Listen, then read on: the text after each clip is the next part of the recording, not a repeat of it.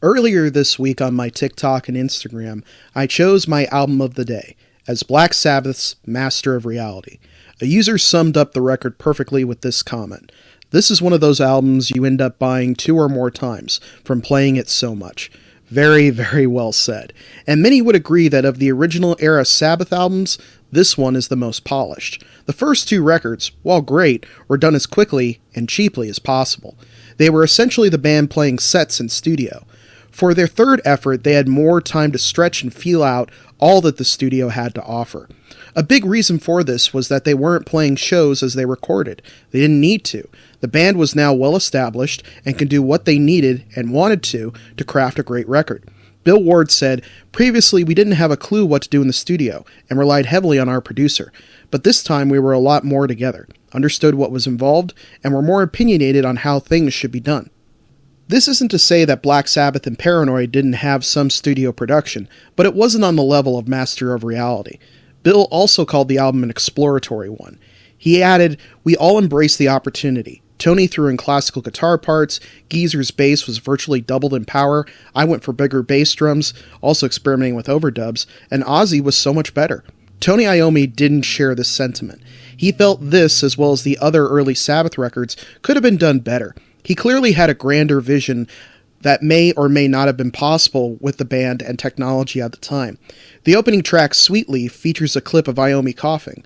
The song's title was taken from a brand of Irish cigarettes, whose slogan was "The Sweetest Leaf." After Forever had its origins in the claims that the band was evil and satanic. This is not true, and the song was written by Geezer Butler, a Catholic. The track details many of his beliefs and poses a question to the listener about what lies beyond this world. What would wait in the afterlife if they were wrong in their denial and mockery of religion? Into the Void, the final track, proved difficult for both Bill and Ozzy. Bill couldn't get the drums up to tempo, and Ozzy just had trouble getting the lyrics out. The track would prove a favorite to both James Hetfield of Metallica and Eddie Van Halen. The standout track and single would be Children of the Grave, a song Ozzy calls the best that they ever came up with. Paired with the intro Embryo, it then kicks in with a heavy riff that builds to a kickoff. It's regarded as one of the band's best tracks, and is a concert staple not only for Sabbath, but also Ozzy. Despite its heaviness, the lyrics, like many of the band's, plead for peace and understanding, a call to the end of senseless violence and hate before it's too late. Solitude is heartbreaking, and the first time I heard it, I really couldn't believe it. Ozzy just doesn't sound like himself on it, and it's amazing. It's sweet and tragic, about a lost soul without peace or sanctuary. It often gets overlooked, but it's a very solid track. Outside of the studio exploration, another huge factor to this album's success and the band as a whole was the down-tuning of Tony's guitar.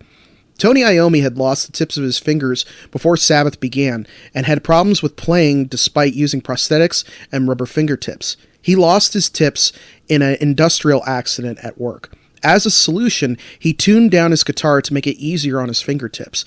It resulted in the now iconic heavier and darker sound, and for many, this was the beginning of heavy metal. The album's cover has become the band's sort of de facto logo over the years, and has had many variations across its release history.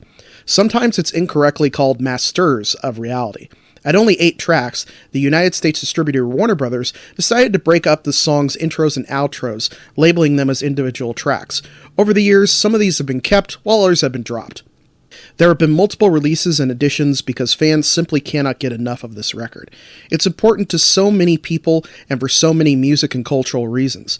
From this album, you get metal, grunge, and a host of other styles. Most importantly, it showed that you don't have to follow the template of what's popular. Sabbath did their own thing, and it could have failed or succeeded.